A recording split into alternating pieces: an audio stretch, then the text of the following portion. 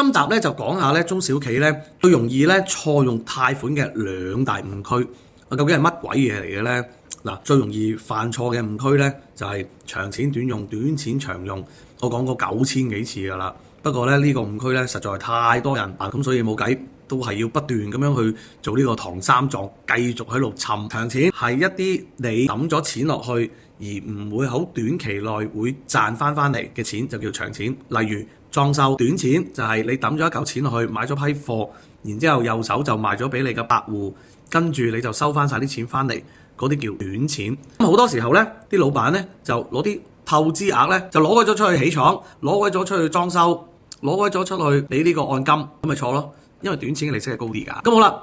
又調翻轉，多咗啲長錢分期貸款走去買貨，錢係越嚟越少，啲現金流越嚟越少，咁其實亦都係錯用咗一個貸款產品嘅。所以記得長錢唔好短用啊，短錢啊唔好長用啊嚇。好啦，頭先講嗰個長債短還、短債長還呢兩個誤區咧，大家就要記得小心啲啦。